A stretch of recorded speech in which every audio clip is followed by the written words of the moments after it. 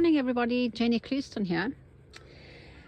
Well, as you know, I was working on this and I thought they looked terribly lonely, these people, and I thought, well, you know, let's invite some friends over and have a party, which I did, and I have absolutely loved it. I have taken some stuff out, for example the tulle ribbon. Where is it? There. I removed that. I unpicked that because I thought, nah, she's just demanding far too much attention, and she wasn't kind of blending in, you know, she was standing alone. So I just thought, no, kind of know your place. And so that tulle thing turned into that, and I think now it works so much better. So I'm really happy with that.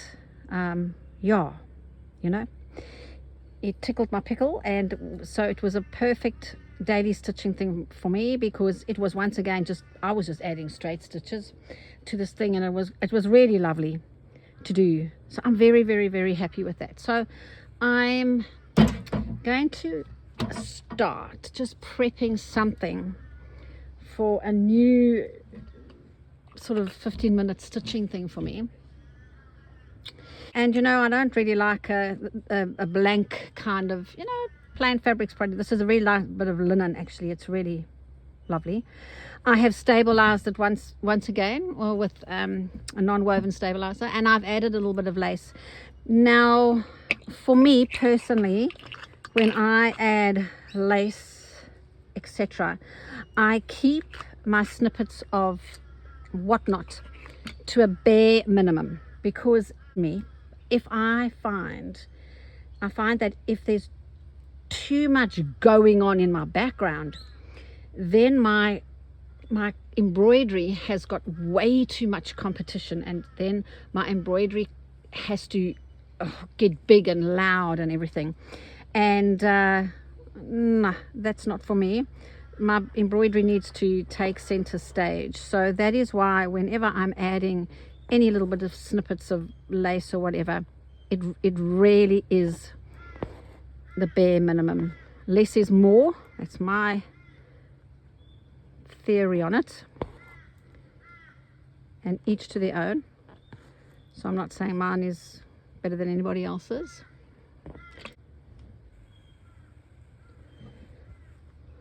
Oh, you know what happened today?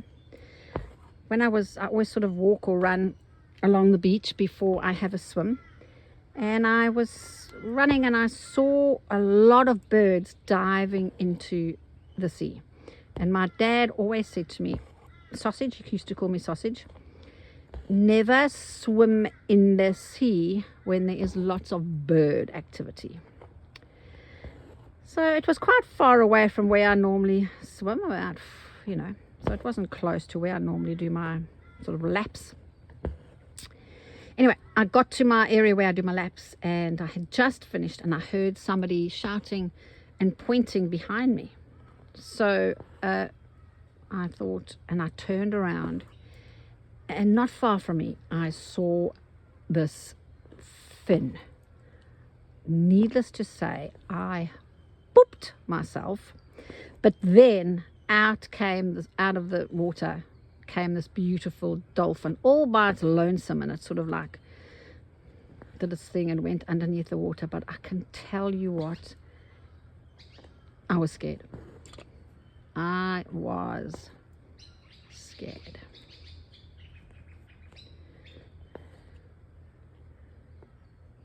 So I'm simply just couching this down.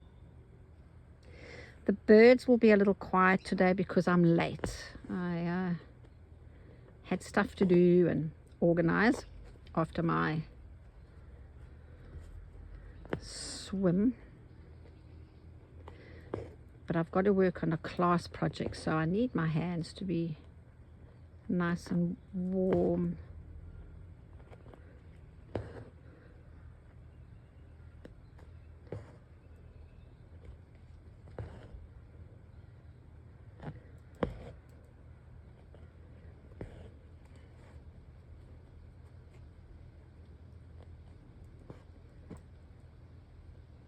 This lace is definitely wrong side up, but who cares?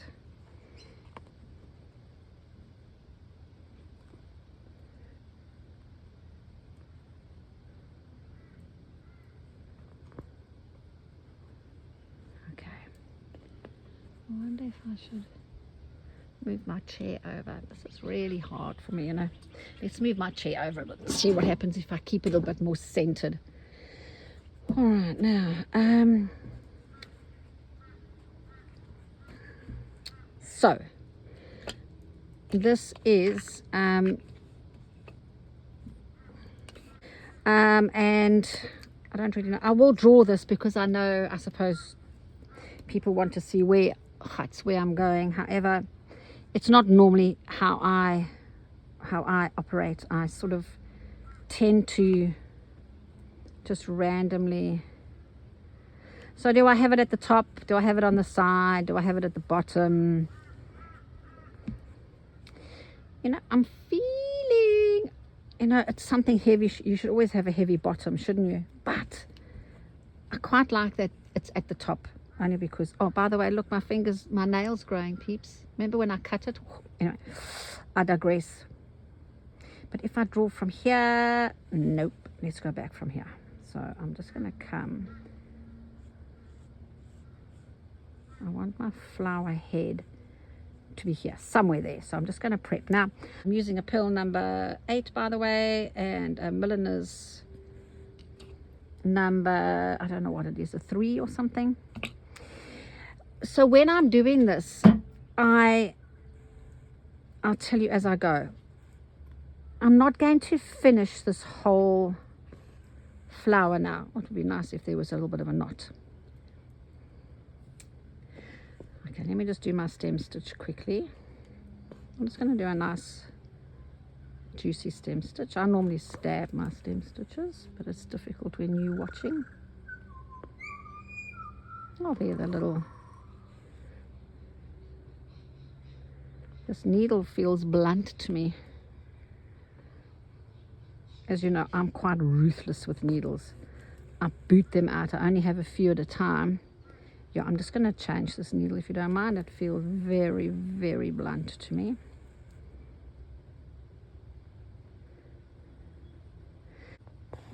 I work in a hoop on a stand, so what happens then is that I stab stitch each one of my little... Yeah, let's just change this needle. Do it now, Jennifer. Stop saying you're going to do it, and do it. I'll put it out the way. This might be a little thick, but it's going to have to do because that's all I've brought out.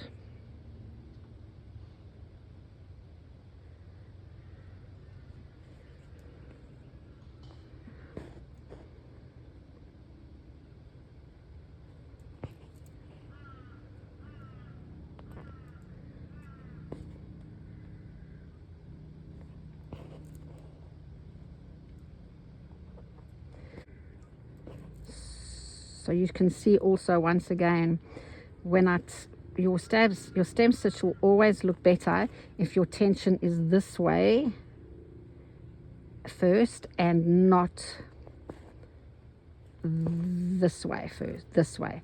And as you know, I always make sure that each stitch is glorious and how I want to before I move on. Oh, something really sad. Do you know that big goanna that we see often outside our house? My husband found it the other day underneath a tree and it's dead. I don't know what happened to it. You know, I think sometimes people use rat poison to kill mice and rats, and maybe the goanna was like that beautiful owl that escaped in New York. Escaped the zoo, captivity, and then ate a poison rat and died. Shame. Anyway, the goanna, beautiful and glorious as it is no longer. You know, I'm happy with that because it's just a prepping for me. So I'm going to just get rid of this horrible blue pen. So she's gone out of my, I hate it. I shouldn't hate it, but I'm not a fan of seeing it. All right, so with that, a bit of gemors and a little bit of water on there, I know this is not what you expected, because I think people, yeah, anyway, doesn't really matter or what. And this is ready for me to do the next time I sit down in the early morning. So with my party, I'm happy. And yes, oh, by the way, somebody has asked me to show how to work with a tulle ribbon. I will show you how to do it. There's nothing majorly important or complicated when you're working with tulle. You just can't do a myriad of stitches with tulle ribbon. It's very difficult to get your hands on it, especially if you live in Australia. I can't remember who I bought mine from years ago, and I literally mean maybe 12 years ago I bought mine, and it was not local. I bought it from overseas. But I will do that. And also somebody wanted me to show them how to do one of those little roses, those ruched ribbon roses, and I will do that as well. So there you go. Thank you for your time, and I'm all prepped. Bye for now.